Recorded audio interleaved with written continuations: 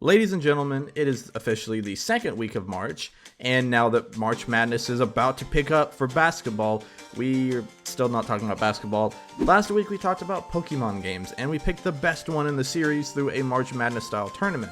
But this time, we are doing the World of Legend of Zelda. So let's just go ahead and jump right in. We have most every game in the series, 3D, 2D, some spin-offs, some weird games. We have 32 entries so that we get that nice, perfect split with 31 matchups. I have not played every single game on this list. There's a couple little tiny ones, little spin-offs and such there that I have at least seen some gameplay or I researched and watched some for this sake. And speaking of a game that I unfortunately have not played, we're going to jump right into the first matchup, which is The Legend of Zelda Tears of the Kingdom and The Legend of Zelda Spirit Tracks. Now with The Legend of Zelda Tears of the Kingdom, that's one that a lot of people were split on. Myself, I personally loved it. I thought it was really solid. I'll talk about Breath of the Wild when we get there. I feel like it's really easy to compare those two, but we're comparing it to Spirit Tracks. Tears of the Kingdom, I played, I loved, I thought it was really good. There was a lot to do. It did borrow a lot from Breath of the Wild. I really liked the Zonai devices and the creativity. The shrines took a little bit of a hit, but for the most part, I really enjoyed it. Again, with the story, you hear about the imprisonment war all the time, and that's definitely a downer of it, one of the negatives. On the other side, what I want to say about Spirit Tracks is I haven't actually played it. It is on my list. It's on my backlog of games to play, but I've never heard a bad thing about it. The reason I haven't played is I just didn't grow up with a DS. And yes, I know there's emulation, but I prefer to play it the official way if I can, or close means to it. But it's a really quality game from friends that I've heard and from people that I've seen. Watching some gameplay of the beginning part of the game, it looks like a lot of fun. I've never heard a bad thing about it. The only things I've heard is that people either have played this game and they've loved it, or they haven't played it. And I haven't played it, so my hope is that one day when I play it, it becomes a game that I love. And unfortunately, it is one of the few that I haven't played. But I have played Tears of the Kingdom, so there's going to be a little bit of bias. I know it's not a perfect game. It had some flaws, but still, on its own merit, it holds up very well. It's still a fantastic game, and for that reason, I have to move it ahead to the next round. Here we have the original, the one that started it all, The Legend of Zelda for the NES, versus one that I don't really know what it started. I think it started and it didn't go anywhere else, except for the Philips CDI. One of the CDI games, we have Link: The Faces of Evil. Again, this is one of the games I haven't played now. I think this is much more reasonable. I think there's a lot of Zelda fans that have never played these, but you almost always know about them. You have some knowledge of the memes, at least. I'll be honest, this game is a really goofy game. Watching it and seeing it play through, I was actually laughing quite a bit, chuckling just because of how off it was and how just these Philips CDI games do not feel like Legend of Zelda games at all. I don't really know what else to say about them. I will say I always see clips of the cutscenes and not the gameplay. And when I finally watched the gameplay for the first time ever of these games, it looked like one of those cheap mobile games that you see with like where it takes Mario or Zelda or these big Nintendo or any really well-known gaming franchise character, and it puts them in a really poor mobile spin-off filled with ads and just slop. That's kind of what the gameplay gave me vibes of, but maybe a little bit better. Maybe like half a step above that. I think if it were any other game, it wasn't attached to the Legend of Zelda franchise, I think we wouldn't be giving it as much crap. Now it also wouldn't be as well known. Whereas The Legend of Zelda, it's the one that started it all. It's the classic. Just like the original Super Mario Bros., it put the franchise down a bright path to be one of the biggest. You know, they're pretty much number 2. They're right behind Mario for Nintendo in terms of like franchise popularity and success. Now I do think there's a big gap because Mario is so recognizable, but Zelda is still a mainstay for Nintendo. Always has been. I believe they always will be. I mean, they're getting their own movie now within the next year or two. And one of the big things that I've heard negativity-wise surrounding the original Legend of Zelda is that it's too hard. You need a guide. You got to know where you're going. And yes, that is 100% true, but I think there needs to be an asterisk or at least a little bit more detail added in there. It is very difficult. It is very hard when you don't know what you're doing or you don't know where you're going. I don't believe the difficulty is actually in the gameplay. It's just the lack of clarity it gives you between what you're supposed to do. And it is kind of, it's a very early version of like an open world game where it gives you no handrails or guardrails, so to speak, to protect you or to point you in a certain direction. You just have to wander around and stumble onto where you need to go, or have a guide and, you know, your phone pulled up, or if you have one of the old guides on paper. I did play and beat this game, and it is honestly, I still will defend it. I think it's a really solid game. For the first game in the series, it's really fun. It's really good. You just do have to kind of be okay with playing from a guide. If you're one of those people that doesn't want to do that, you're not going to like this game. Difficulty-wise, though, I don't believe it's that annoying or that bad. I didn't find it to be like really cheesy or whatever, as the kids say. There's a game or two later on that I think will pop up that, you know, shows this example better than The Legend of Zelda. But for now, Legend of Zelda is moving on against Link: The Faces of Evil. All right, next up we have what I would consider a what's that meme? And I'm sorry if this is mildly offensive. I don't know. I've seen this around. The hydrogen bomb versus the coughing baby meme. We have Legend of Zelda: Ocarina of Time and the Legend of Zelda Legend of Zelda 2: The Adventure of Link. Yeah, if you don't have any idea as to where this conversation is going to go, it's going to be towards Ocarina of Time is one of the greatest games of all time. It did so much for the series and gaming as a whole. It pioneered so many things. You know, the 3D graphics, the Z targeting. Sure, now, I mean, it's still a polygonal 64 game, and it's not visually going to blow anyone away. But for what it did at the time. And then we have Zelda 2, which is, it was the first Zelda game to have Link in the title. So there's that. And in all due respect, I want to say nice things about it. I just really don't have any. The only nice things I can say about Zelda 2 are the fact that the Temple song from the game's Temple, is in one of, if not the most recognizable Zelda stage in Super Smash Bros. The Temple. Wonder where they got that name. And it's iconic. It's really cool. I just never would have imagined that out of all the Zelda stages that have been in all the Smash games, that I feel like, and maybe I'm wrong, maybe that's not the most iconic, but growing up with Smash Melee, that was the one. Even though I love Ocarina of Time, and it also had a stage in Smash Bros. 64, I don't feel like that's anywhere near as iconic as the Temple stage was. So the best thing to come out of that is the Temple stage in Smash Bros. And then outside of that, I mean, I'm trying. I guess Dark Link is cool. There's a couple things that came out of it that are really neat, but the game itself makes me want to wipe my butt with sandpaper. And that's kind of being gentle about it. I guess that's the most gentle I can be. It's just hard. I don't think this is a matchup that's really worth talking about because it's pretty obvious. Zelda 2, see you later. I always try to, you know, give due respect to every game. And I think there's so many classics on this list.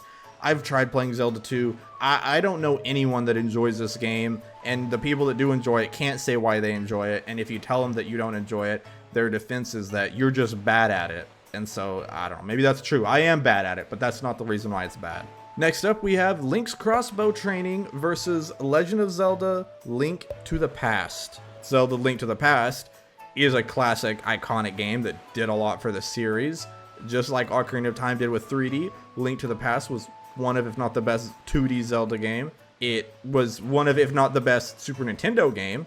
And Link's crossbow training was, it used some assets from Twilight Princess, which was a great game. And it taught you how to use the Wii Zapper. So that's cool. But let's be real. Link's crossbow training is never trying to be a Link to the Past or an Ocarina of Time, a Twilight Princess. It's not trying to be any of these things. So you could say that, well, it's not like it's a failed game. It's just, it's an idea that was never really going to be as grand as a Link to the Past. Next up, we have Legend of Zelda: Majora's Mask and Zelda's Adventure for the Philips CDI. And I gotta be completely level with you guys right here. There are a couple, nearly every game on this list is an absolute banger. Even some of the worst Zelda games are beautiful games just in general. Not so with some of the CDI games. The CDI games, at least the Faces of Evil and the Wand of Gamelon, have that kind of meme factor to it. I don't know about you guys, if you've never seen Zelda's Adventure gameplay, I urge you to go check it out as long as you're someone that can be even remotely patient, because this game's going to need some patience. I'll put it up on screen while I'm talking, but I thank goodness that I forgot the name of this guy that was playing it, so I'll put it up on screen. But thank you for playing this game. Literally all of the comments were filled with thank you for playing this so no one else has to. I don't know why they made this game or what their goal was. I don't think they had a goal. Maybe they were just trying to get money. I doubt they even sold that many. I'd love to see the sales numbers on this game. At least with the other two, they had some kind of meme factor into it. This is just, it's just bad. Like the very beginning of the game, there's a really lame cutscene, and then apparently, from if the comments on this video are true, people were saying that it had to be voiced and played, and like everything had to be done by the in-house staff. So like the secretary of the game developers did the narration of the tutorial, which is not like a skippable tutorial or a hey it's in the guide or it's at the settings in the beginning of the game. No, you have to sit through like 10 to 15 minutes all while I'm talking about this is going to be fast forward on screen, because you have to fast forward it in order to be able to actually get through it. This is one of those set the controller down and go take a bathroom break, go get some fast food and come back, and you might be back before this explanation is done. And it's just such a bad Zelda game. It's just, this is actually the worst Zelda game by far. And at that point, I feel like I don't even have to say anything nice about Majora's Mask. It should just win by default. But, you know, it is Majora's Mask, so I'll talk about it more in the next matchup. But for now, it moves on because Majora's Mask is, I think, at least a little bit better than Zelda's Adventure for the Philips CDI.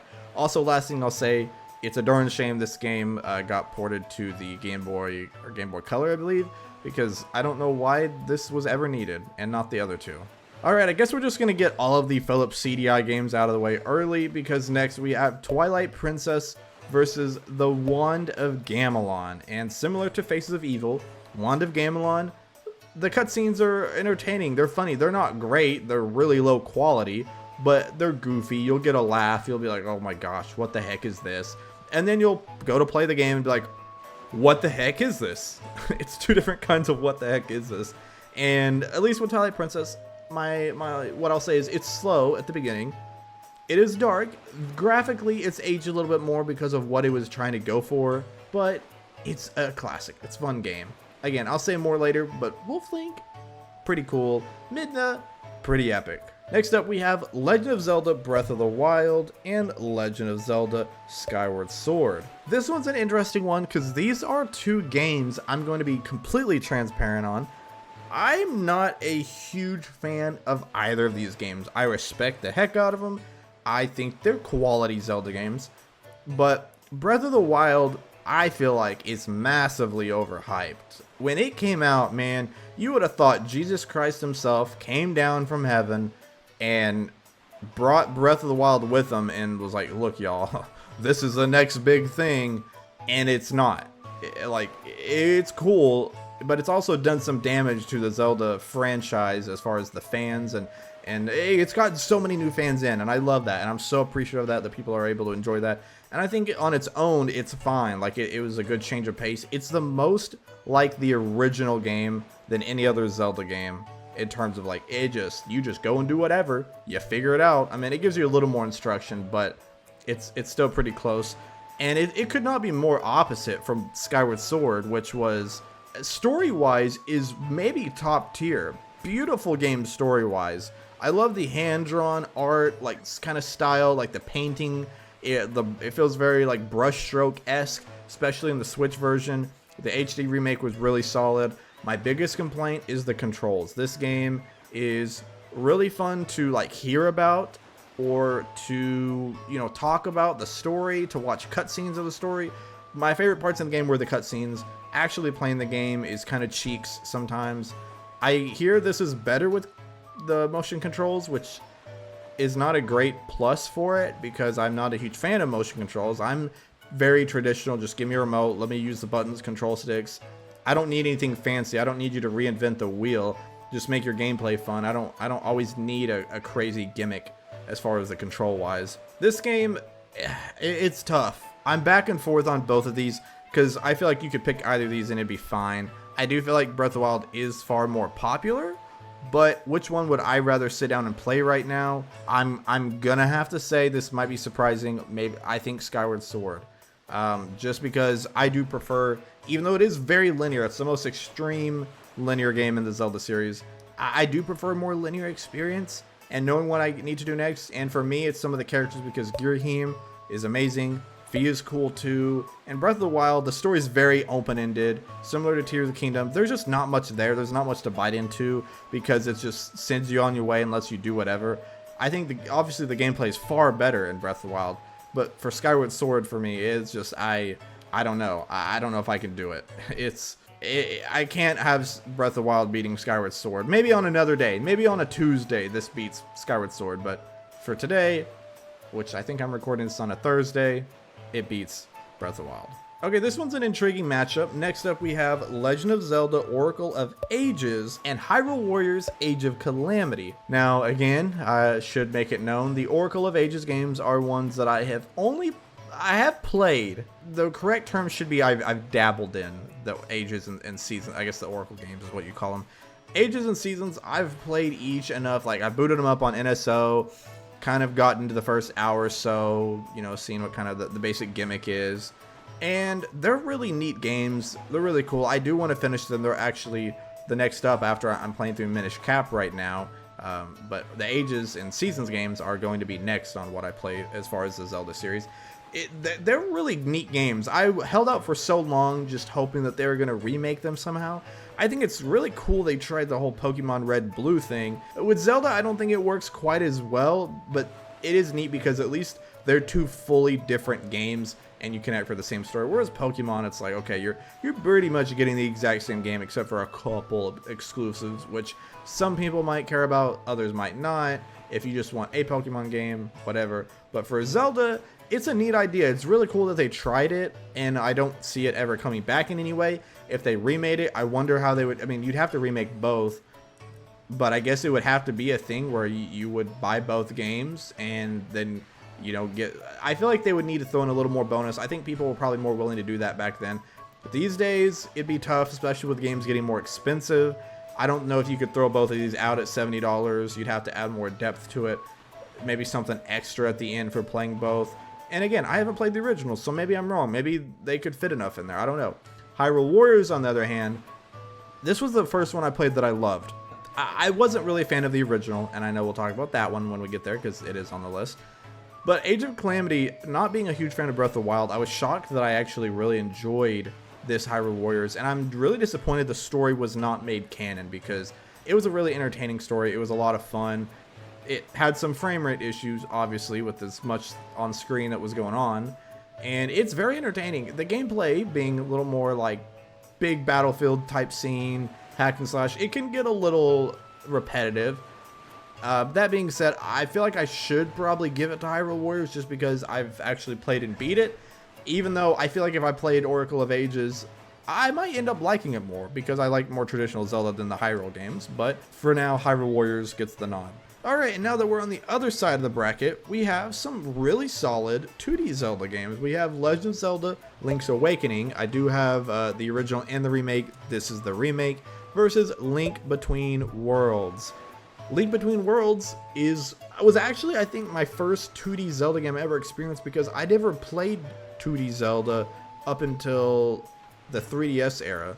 And I say the 3DS era, this was like 2017, 2018 for me. Really when the Switch came out because the Switches were too expensive, my family couldn't afford one, and I was in high school and started working my first job and thought, yeah, I'll go blow it on one of those little flat 2DSs that didn't fold because they were like 60 bucks with Mario Kart 7. And then I found a cheap copy of Link Between Worlds. And yeah, it was pretty good. I enjoyed it. You know, I enjoyed the heck out of it. It was a brilliant game. Link's Awakening remake was a remake of a game that I'd never played the original at the time. I have since now played about half an hour to an hour into it. It's good for its own right. But the remake, I hadn't played the original at the time when it came out. I was with a buddy that I would soon live with after that. It was really cool because he went and got a Switch Lite and this game when the game came out, and we played it for a little bit together, and I think we played like maybe 2 or 3 hours into it, and then he bet me, he's like, hey, I gotta go to bed early, I got work in the morning, but, you know, I figure you'll probably stay up all night and keep playing it, and I was like, yeah, I don't know how the conversation went. Long story short, he bet me that I couldn't beat the entire game in one night, and me, being the daredevil and if you bet me to do anything, I'll probably do it just because I get really defensive when it comes to bets. But I ended up doing it, and yes, I did get about an hour of sleep that night. I got sick the next day, had to call into work myself because, you know, I made bad choices. I was in college and I was stupid. Oh well, here we are with these two games up against each other. Which one would I replay? I've replayed Link's Awakening actually one other time to 100% it. I have never went back and replayed Link Between Worlds. I would like to at some point. It's just a game that like I feel like I got into because I just wanted the Zelda that was out at the time, but it wasn't what I expecting, but yet I still really enjoyed it. I thought it was really neat in a lot of the callbacks to Link to the Past that I didn't really even know until I played Link to the Past. I'm like, oh, that's why that was in Link Between Worlds. I get it. And the biggest thing for me that's like, I just don't know how to feel about is the Ravio and the item like renting things. In that regard, it almost feels a little open world in the sense that like you can do a lot of the dungeons out of order, but that was also one of my favorite things about Zelda was like, oh yes, I got this new item. Let's go. I get to keep it. It's mine. Like I've progressed this far. Whereas not having a direction on repeat playthroughs, you can do it in different orders. That's cool. But also, like, I feel like it's less memorable for each playthrough. I don't know. Maybe that's just me. I love both games, but this is splitting hairs at this point. For a first-round matchup, this is incredibly difficult.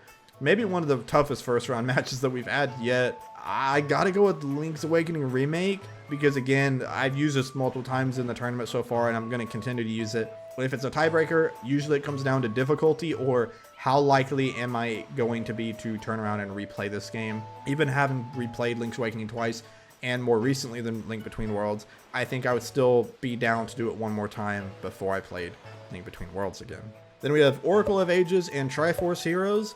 And oh my goodness, I have never played Oracle of Seasons that far outside of about an hour in.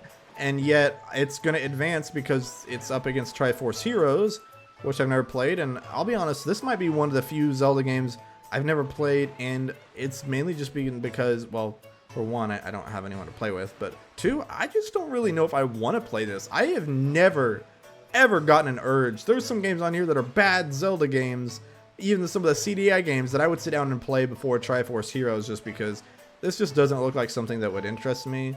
It just seems a little farther removed. It seems like Four Swords, except they forgot somebody and someone missed the bus. So hey, congrats, Oracle of Seasons. You're making the cut to the second round.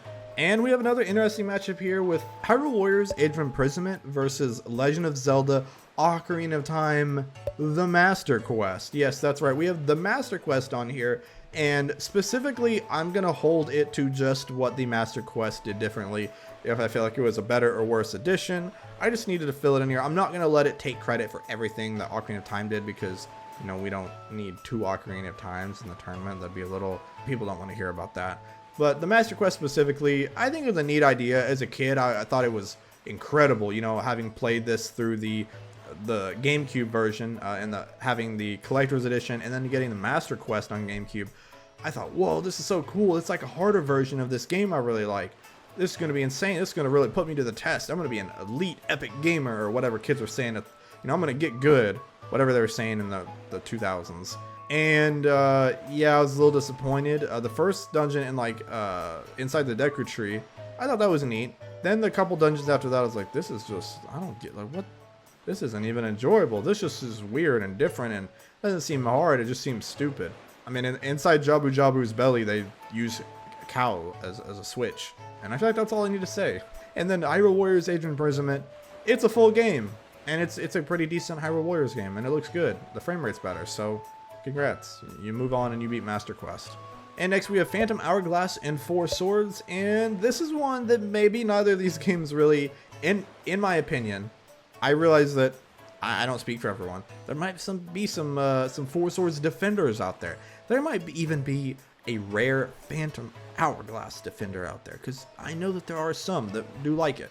And I think it has its merits. It has this thing that is pretty cool. And the lineback's really cool. I played a couple hours in, and when I realized that you have to redo the Temple of the Ocean King every time you come back, that's kind of what killed any and all excitement I had for the game.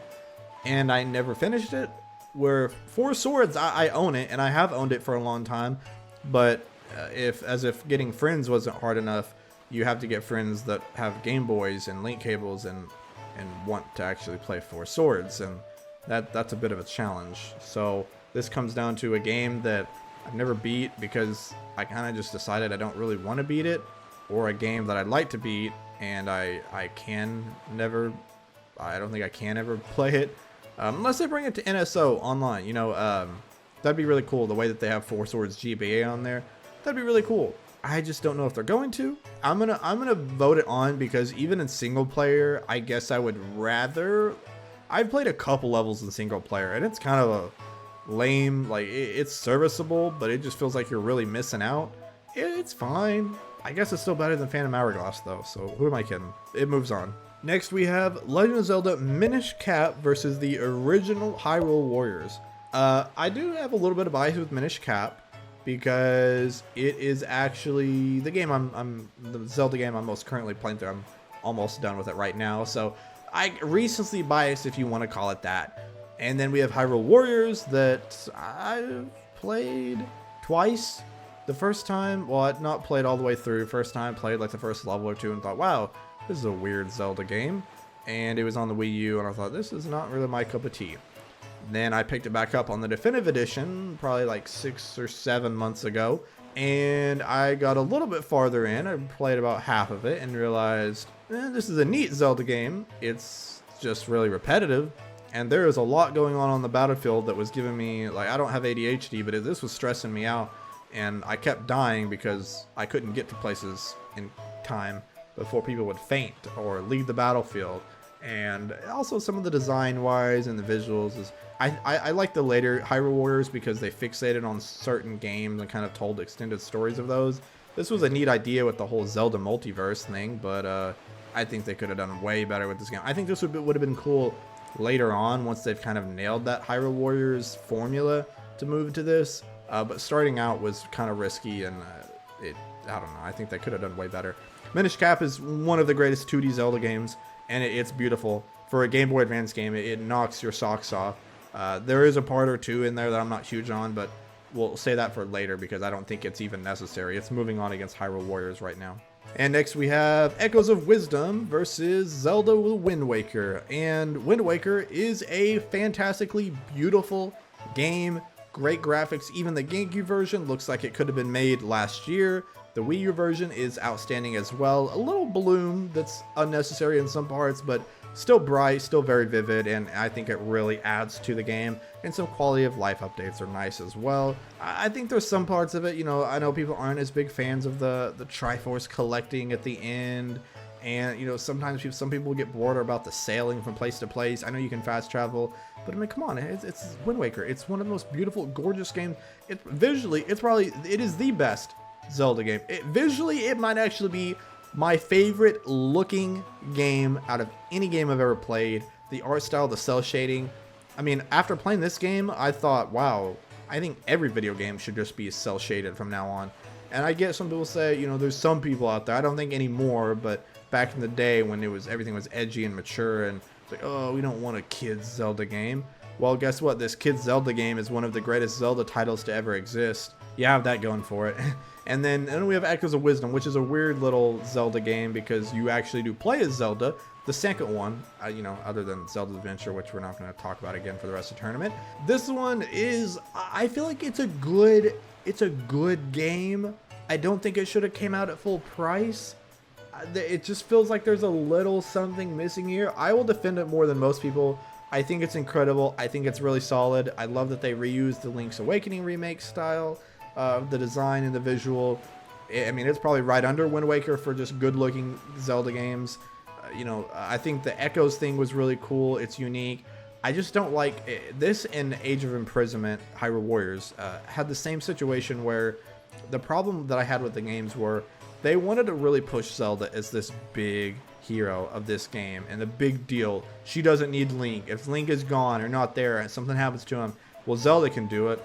But it doesn't fully commit to that. It kind of gets scared that you're not going to feel that way because Link is still in Echoes of Wisdom, and you can still, spoiler alert, later on there's some powers you can get to still use a sword and jump and flip and do some of his stuff. In Age of Imprisonment, that you have the mysterious construct, and it's a little odd, but we're going to get to that again when we talk more Age of Imprisonment. But for Echoes of Wisdom, I feel like it didn't fully commit to some of the ideas, and some of them weren't fully fleshed out.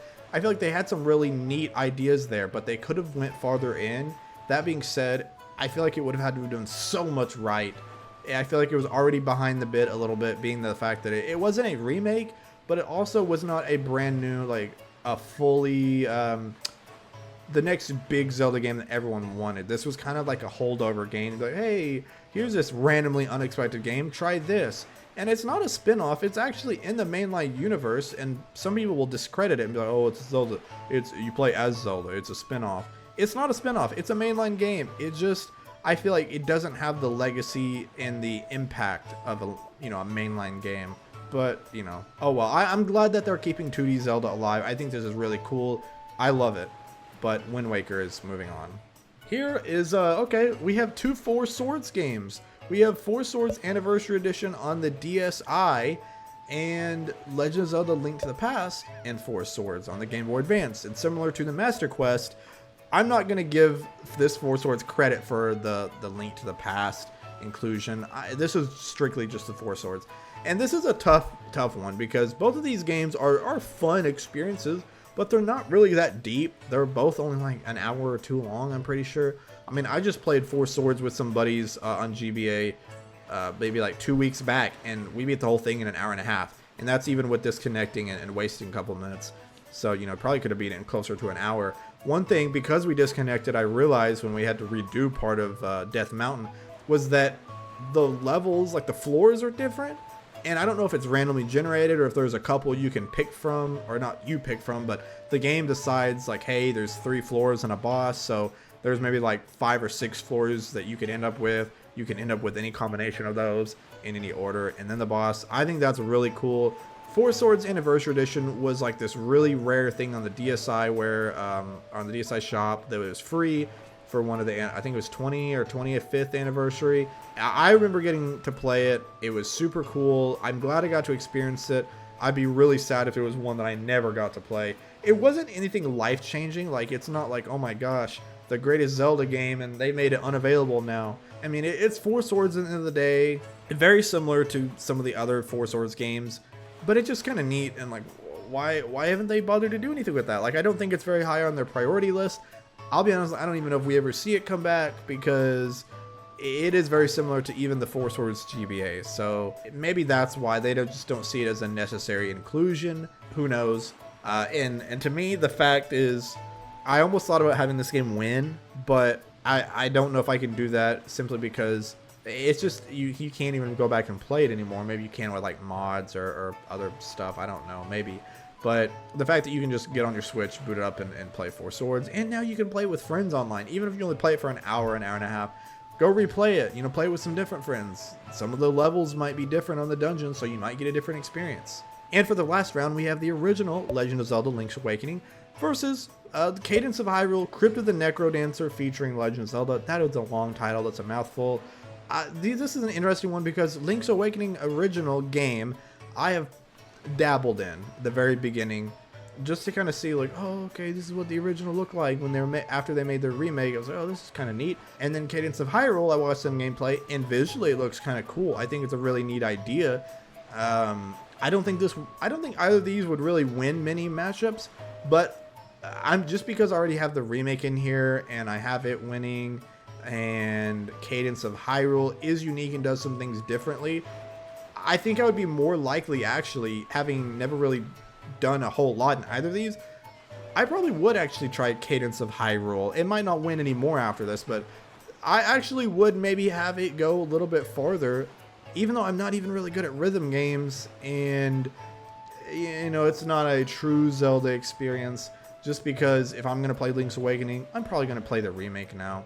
Alright, and here we are back to the top of the bracket. Now in round 2, we have the Legend of Zelda Tears of the Kingdom and the original Legend of Zelda for the NES. I don't think on a normal, I wasn't expecting the original Zelda to win a matchup. I guess it really depends on what it was up against, but it got a CDI game, so, it had that going for it. But now up against Tears of the Kingdom, even some of the haters of Tears of the Kingdom that will say it's You know, it's just overrated. It's not that great. Come on, like, be real with yourself. Are you really gonna play the original Zelda over this? Maybe it's fun to boot it up, play like the first dungeon or two and dabble in it. I've done that a bunch, to play the first dungeon or so, just for a little like a quick experience. But actually sitting through and playing the entire game, I've done once. And that was like, I felt like that was all I needed. I got the classic Zelda experience. I felt satiated. I didn't ever feel like I needed to do that again. Whereas Tears of the Kingdom, I played through that once, beat it, and I'm actually, again, getting the itch to kind of play it again. I recently replayed Breath of the Wild, and half the game I was thinking, man, I kind of wish I had decided to replay Tears of the Kingdom. Next up, we have a matchup that a lot of people probably did in their heads all the time, or on the schoolyard back in the day, or on internet forums. We have Legend of Zelda Ocarina of Time and Legend of Zelda Link to the Past. For many people, this would be their finals, or at least their semifinals. And yet here we are having this in the second round, so maybe that's too early. But it's really tough. This really boils down to, do you want one of the best possible 2D experiences, or do you want one of the best 3D experiences?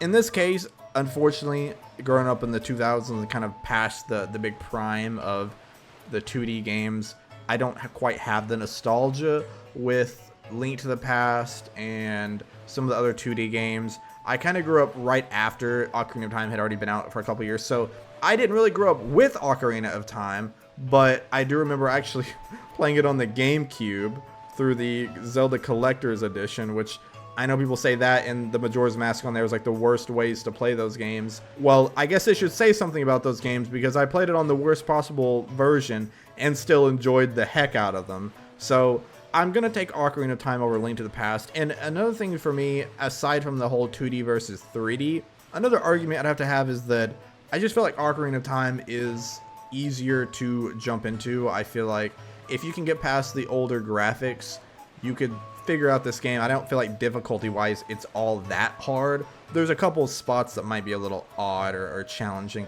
But Link to the Past, even as someone that has played nearly every Zelda game, not all of them again, but most of them, I had even played the original Zelda, and again, I didn't think that was challenging because of difficulty wise. I thought it was the difficulty came from just not knowing what to do, but once I figured out what I was supposed to do, actually fighting the enemies and navigating around wasn't that bad. And this game, it's just a harder difficulty wise game, from the combat and the strategy of it all, especially some of the boss battles. The Ganon fight at the end, I would not have beat Link to the Past if it weren't for Switch Online. I tried to play it on the original Super Nintendo back in college, and I got into the Dark World. I think I did maybe a dungeon or two, and that was about it, because I started running into a wall, dying a bunch, and it just got to where it wasn't as much fun. And so yeah, I'm going Ocarina of Time here. I know that's going to upset some people. Really sorry. Again, it's just opinions, but I need to make that known. And this next one is going to be very challenging for me. Well, I'll just go ahead and say Legend of Zelda Majora's Mask versus Twilight Princess. Not going to stall any. These are two games that have a dark atmosphere, but for different reasons. Majora's Mask borrows so much from Ocarina of Time, yet finds a way to reinvent it. It is worth noting this game was made in like the span of a year to hit a deadline, which is interesting. The fact that, you know, games these days take like 7 to 8 years to come out, and they're still unfinished, or they still end up being buggy or glitchy, or they're just slop. Not all games, just saying some. There's a trend. This game had less than a year, probably less, you know, the hardware was not as good back then, more restrictions, and yet they made one of the best games of all time in Majora's Mask, and one of the greatest Zelda games of all time. Very beloved with fans.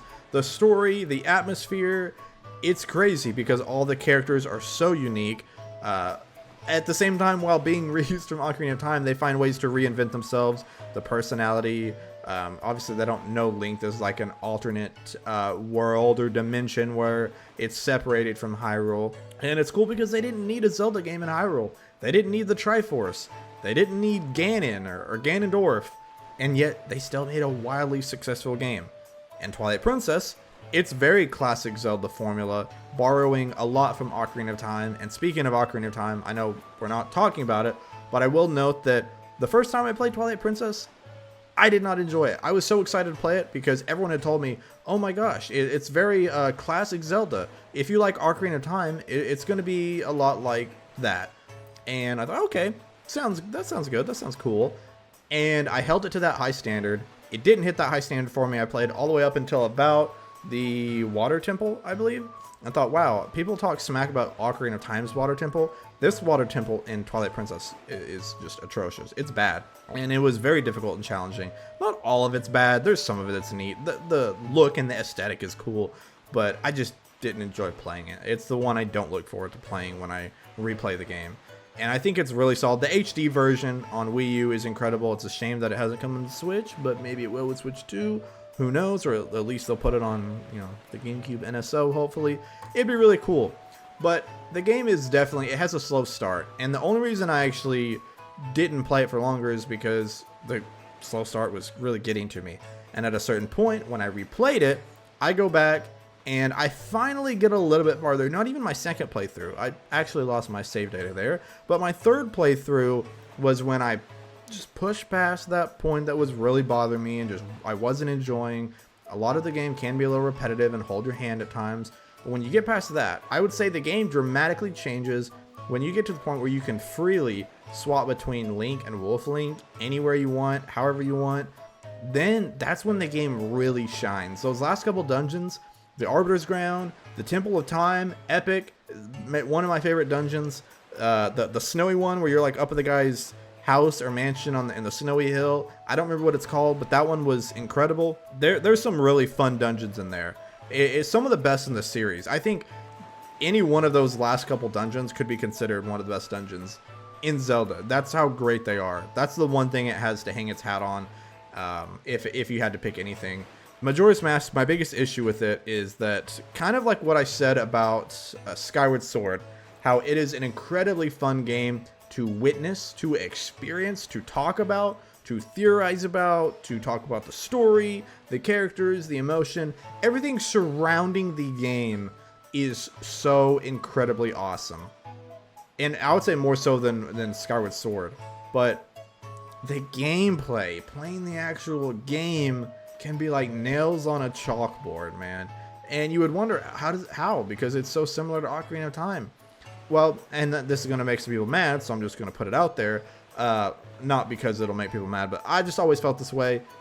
Majora's Mask is basically like DLC for Ocarina of Time. It's a lot shorter. If you just blow through the game without doing all the side questing, you're going to have a very quick time. But you're also going to get such a watered down experience that you're really shorting yourself. Let me say this, Majora's Mask fans and diehards out there. This game, story-wise, emotion-wise, the character, it does some things that I don't think any Zelda game or any other non-Zelda game does, for that matter. It is absolutely brilliant. But having to go back and I feel like in my head, like, yes, I love helping all the characters, seeing where their story goes, doing everything. It does so much for the world of Majora's Mask and the atmosphere.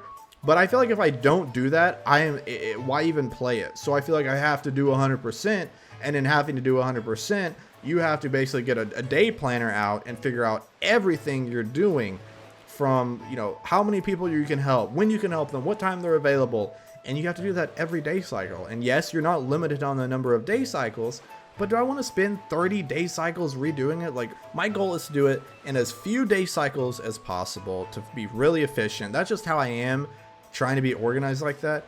And I found on repeat playthroughs, it's just like, then there's that part. I'm going to have to do this. Maybe if I had played it enough or was just a little bit better where I could just manage my time in my head without having to go in my notes app and write it all out and strategize like that. But unfortunately, I do have to do that. So it gets a little old and repetitive. Again, still absolutely adore the game, but it's one of those that I love to talk about. And I feel like if you play through, you experience it once, you do 100% and do everything, I don't really feel like you have to go back and re-experience it. After that, watch a playthrough, help someone else play through it, But Twilight Princess is a game I feel like I can go back to multiple times. And rounding out the end of this side of the bracket for round 2, we have Legend of Zelda Skyward Sword and Hyrule Warriors Age of Calamity. Skyward Sword, they're getting by. I did not expect to push them onto the quarterfinals, so, there they are. But Hyrule Warriors still deserves its respect. It's a solid game. In my opinion, it's the best in the Hyrule Warriors series. But I think even the best Hyrule Warriors game is probably not better than Skyward Sword, because again, the gameplay, even though I got very frustrated at Skyward Sword and having to, you know, use the controls the way that they were sometimes, I would rather take my odds and take my chances because of the story I'm going to get to experience and getting the classic Zelda experience and seeing the characters I mentioned like Girahim and Fi and even all the other NPCs and characters too. And Hyrule Warriors, it's a nice game, but it's not really my cup of tea this far into the bracket. And now that we made it back to round 2, but on the right side of the bracket, we have Legend of Zelda Link's Awakening Remake and the Oracle of Seasons. Look, Oracle of Seasons, you did great. I'm glad you got to make it because, you know, you were up against Triforce Heroes, but I haven't really played much of you. And we have Link's Awakening Remake that is a friggin' grand, great time. And Seasons, you might be a grand, great time too. But I haven't beat it yet, and Link's Awakening Remake, I think even if I played it, the Oracle of Seasons that is, it'd be hard to top Link's Awakening Remake because Ballad of the Windfish, man, iconic. There's just so much about this game that's to love. Next up we have Hyrule Warriors Age of Imprisonment versus The Legend of Zelda Four Swords. And I guess I'm going to go with Age of Imprisonment. And this is probably, it's a very visually good game, and it is fun to play. I didn't think it would be this far going to the quarterfinals. I wouldn't call it one of my favorite Zelda games, but it's had the benefit of the 2 matchups that it had back to back.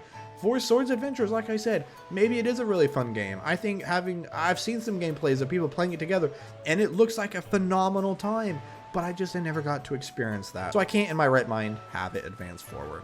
And now we have, oh my gosh, are you kidding me? We have Legend of Zelda The Minish Cap versus The Legend of Zelda Wind Waker. Why couldn't one of these been up against the Four Swords games or the CDI games? This should not be a round 2 matchup. This is infuriating because these are both some of my favorite Zelda games. Just goes to show you that, hey, sometimes in the bracket with the March Madness style things, all the seeds are randomized, so I didn't pick what was where. I just let, you know, my computer do it for me. So if I gotta pick one of these, this is infuriating, but man, I guess I can talk about the part about Minish Cap that I wasn't really fond of, and it's after you do the second dungeon, well, it's after, so actually the third one, because you do the one where you get the earth element, then you get the fire element, and there's the, I think it's the wind one, where you're in the marsh, like the swamp area, and it was a really fun game, and it's really cool how it does things. But after that, it gives you the Ocarina of Winds, and it does not tell you that, I believe, unless I missed something. I played this game twice, and it tripped me up both times. I don't know that it actually tells you that it opens up a portal that you can teleport to in, not Great Bay, Lake Hylia. I had to goof around for half an hour trying to figure out what the heck to do, because I know that I had hit so many statues around the map trying to get as many as I can, all these teleport points. I had remembered that was what was going to happen. But I looked at the menu when I was teleporting, and I'm like, oh, well, that statue is active, but I guess I hit that one. I guess I've already been up there, so that must not be where I need to go. I need to find a new one. It didn't tell me that, so I wandered around forever. That, and then the little side quest thing where you have to get the books from the library, a little tedious. It's just kind of moving around. I just feel like they were doing that to pad the game at that point. I mean, I get some of it plays around with the being small and then moving to normal size, and it gives me vibes of Mario Party DS, where you're playing a lot of those mini games, and it's like, how would you be in the world if you were small? And that's kind of what it's like. And so it's really cool for that regard. But I mean, when you're up against Wind Waker, you got to bring your A game. You can't have very many flaws, and I feel like that flaw holds it back. So Wind Waker, congrats, you're moving on to the quarterfinals. And now we have Legend of Zelda Four Swords GBA and Cadence of Hyrule. Again, I feel like this side of the bracket, the left side had some big heavy hitters. The right side, I feel like we just had the matchup of the 2 favorites there, and then we're going to have some jokers moving on. We got Cadence of Hyrule and Four Swords GBA. I mean, I don't know, like, this is a tough one. I guess I'll flip a coin, man, because I guess either of these is going to go on to be against Wind Waker. So maybe that's spoiling the bracket, but I don't know, man. In their own right, Cadence of Hyrule is a great game, and Zelda Four Swords GBA is a solid game. You know what? Just because it's unique, purely because it's something different, and give some love to I guess this is an indie game or indie developer that helped make it, we'll give it to Cadence of Hyrule because they're probably more deserving. And now that we're in the quarterfinals, ladies and gentlemen, we are into some heavy hitters. We are up against Legend of Zelda Tears of the Kingdom versus Legend of Zelda Ocarina of Time. And I think this is where the buck stops for Tears of the Kingdom, if I'm being completely honest. Tears of the Kingdom does a lot well. It's a very big game with a lot to do, a lot of unique ideas that are really cool in the way it implements things. But maybe it's just because it fatigued everyone because they got Breath of the Wild first and then Tears of the Kingdom. Like I've mentioned before, I like Tears of the Kingdom more than Breath of the Wild. I think it's a better game, and I think it makes Breath of the Wild less replayable for me. It also it came second, so it fatigued some people. If people got their fix out of Breath of the Wild and thought, okay, like, this is what I needed, that's fine. Or maybe they didn't like Breath of the Wild, and you see another game like Tears of the Kingdom, are probably thinking, man, like, okay. I know some people that were stoked out of their mind for Tears of the Kingdom, and then I knew some people that were just kind of like, okay, when are they going back to Classic Zelda? Acting like, you hadn't gotten all these games in Classic Zelda, and they're still doing remakes. But I see where they're coming from. I'm kind of the same way where I did really enjoy Tears of the Kingdom, but after that, I'm like, okay, this is really solid, but now let's move to something else. Now I'm kind of where everyone else is at. Like, I don't think we need a third game in this style. I don't think it needs to be a trilogy. The duology is fine of these games, and I do think that we're going to get something different for our next game. I don't know if it'll be 100% Classic Zelda. I would really doubt that, but I don't think it's going to be 100% Breath of the Wild and Tears of the Kingdom. I think they're going to continue to innovate and do something new. And in going back to all of this can all be traced back to one Legend of Zelda Ocarina of Time. That it was the king of 3D Zelda, man. There was just nothing touched it for a while. It's the reason why Wind Waker flopped at first, because even though it was a fantastic game and it's so incredible, people wanted Ocarina of Time too. It's why Majora's Mask was really good and a lot of people love it, but people are like, well, myself included, it's Ocarina of Time DLC. It's the little younger brother. It's in the shadows of Ocarina of Time. And while I think it's its own thing, it doesn't need to be in the shadows. It does things completely different and shines for a different reason. Ocarina of Time, I could sit here and go on and on about all day. It is just a powerhouse. It's been around for a while. There's a reason why it's a staple. There's a reason why it's a 10 out of 10, 100 out of 100, and considered one of the greatest games of all time. Next up, we have Legend of Zelda, Twilight Princess, and Skyward Sword. And I think this is a decent matchup. I do think that similar to last matchup where Tears of the Kingdom finally was done with that ride, that Cinderella run, I think Skyward Sword Cinderella run is done here because I can't see it beating Twilight Princess. I think the story carried it for quite a ways. The story was really incredible. Very fantastic story. Side characters, NPCs are brilliant, amazing. Even some of the dungeons, I know I mentioned Twilight Princess dungeons, but Skyward Sword dungeons, probably right a notch under that. I think if it weren't for the controls, I would have loved them a lot more. The puzzles were neat. The designs were cool. I think I was just too busy being frustrated about the gameplay and being bad and like swinging in the wrong directions a lot of times. I think if it were regular controls, a little more basic like that, I think I would love it a lot more. But that being said, Twilight Princess, it scratches the right itch for me.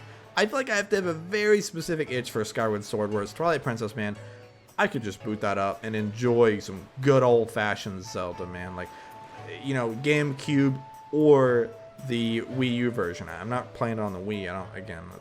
Then if it's Wii Twilight Princess and Wii Skyward Sword, I'd give it to Skyward Sword. But we're not doing that. Now we're back to the quarterfinals. On the right side of the bracket, we have Zelda Link's Awakening Remake and Zelda Hyrule Warriors Age of Imprisonment. And Age of Imprisonment has had a pretty solid run. It's done some fun things. Visually, like I said, it's a great game. Gameplay is repetitive, just like the other Hyrule Warriors games.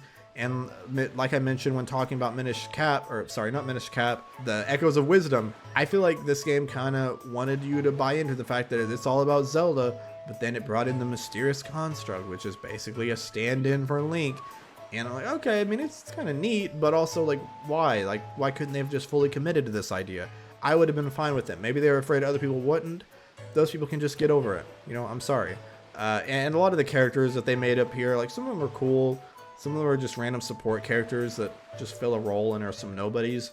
In Link's Awakening Remake, you can customize your own dungeons, so that's really cool. So I'll give it to Link's Awakening Remake.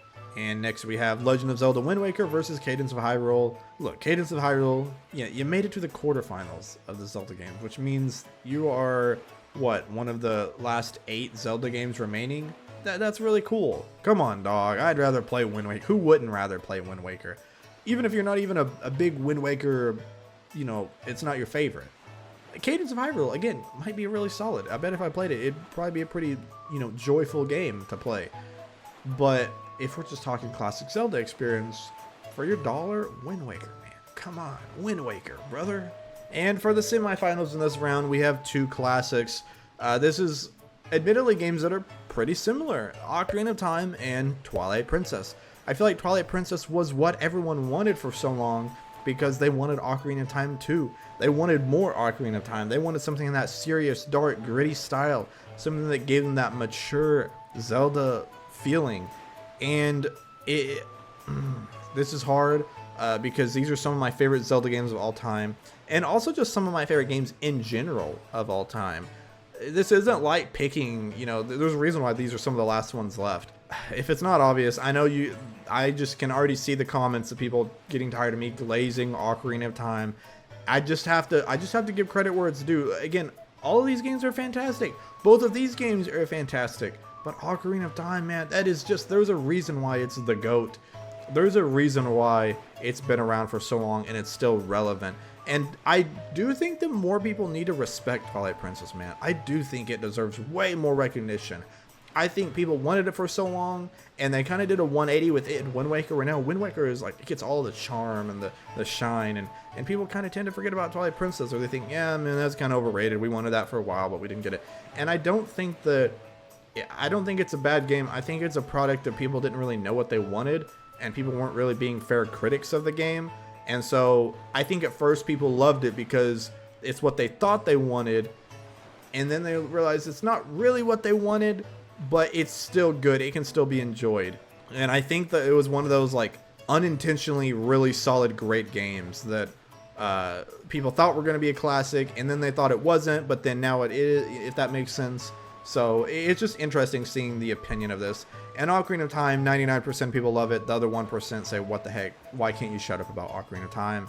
I'm sorry, it's going on to the finals, so I'm not shutting up about it just yet. Link's Awakening versus Wind Waker. This one is, it's a little more of a challenge. To me, I still think Wind Waker takes it pretty easily. Link's Awakening HD Remake is, one of the best 2D Zelda games you can experience. It's very solid, but I just feel like Zelda is something best experienced in 3D. And it's really, really good in 2D. And I do feel like, in large part, the dungeons are usually more unique and more memorable in 2D. But in 3D, it's the world as a whole. It's the characters. It's the journey, the quest, everything you're trying to do, the setting, the music, Dragon Roost Island. Come on, man. Like, maybe the best Zelda song there is. Fantastic. And for that reason, I mean, Link's Awakening Remake puts up a heck of a fight. It's probably taken it, nearly, I don't remember how many rounds we're unboxing. 10 rounds, 12, 13. However many rounds, it's probably going the full fight, or at least most of the way through. And last but not least, the finals comes down to what I believe to be my true actual 1 and 2 favorite Zelda games. These are ones that, man, if you told me either of these was your favorite Zelda game, I'ma shake your hand and treat you with all the respect I can give you. I mean, I'm gonna do that regardless of what your Zelda game is, and even if you don't like Zelda, I'll do that. But you know what I mean. These are some of the most beloved games in the series. These both do tremendous things for the series. I do feel like there's more of an impact in Ocarina of Time as far as like the gameplay, the controls, the mechanics, everything like that. I was gonna say that Wind Waker doesn't have quite as much of an impact just because of how it was initially received.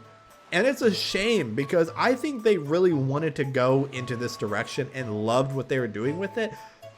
But because of the reception it got and having to shift to more of a Twilight Princess approach, these ideas probably, I mean, I don't know, maybe they were originally planned for the DS, but moving Phantom Hourglass to the DS, I do believe it was probably planned for console. Spirit Tracks on DS. I think these would have made awesome to see how they would have implemented it on the actual console. Imagine all of these being GameCube games. Imagine like a trilogy of GameCube: Wind Waker, Wind Waker, Phantom Hourglass, Spirit Tracks, some kind of GameCube trilogy that we would have all gotten all three of those on the GameCube. In an alternate reality, maybe, you know, these are some of the most beloved games of all time. In reality, because of how it was received initially, they got moved to the DS, and we just got Wind Waker on the GameCube. And now everyone's done a 180, and everyone loves the crap out of Wind Waker. And Ocarina of Time is still considered one of the best games of all time. So which one am I going to go with? Well, if you know me, you shouldn't be shocked. It's Ocarina of Time. I've said multiple times on the channel, if you've been following me for any amount of time, or you know me outside of the channel, Ocarina of Time is not just my favorite Zelda game. It is my favorite game, period. It's one of the reasons why I got into wanting to analyze and do video game essays and talk about them on YouTube. It's one of the first games when I started my channel back in 2017, I did Let's Plays. It was, I mean, it just is that game for me. And that being said, Wind Waker is still it's definitely a top 10 game for me overall. Like, the gap between 1 and 2 is not that wide, really, and I don't think it deserves any disrespect. These two games, I mean, my semifinals, my quarterfinal, there's a couple that made it farther than they should have, don't get me wrong, and some that didn't make it as far as they should have. I'd probably, if I could redo it, I'd have Minish Cap a little higher. I think I actually am a defender of Tears of the Kingdom. There's a couple more on here that I think are pretty solid, but that's all I have for today. Thank you guys so much for watching. If you want to watch more content, I got Pokemon up, that it'll be from last week. And next week, we're talking about consoles and handhelds. Yes, we're going to be talking about some of the best consoles of all time and giving them their own bracket. And then the best handhelds. And then maybe for fun, we'll put them together and decide what's the best of the best. What had the best games? What had the best era? Thank you guys so much. Y'all are awesome. Ocarina of Time wins this. It's the best Zelda game in my opinion. Let me know where I'm wrong in the comments. See y'all next week. Bye-bye.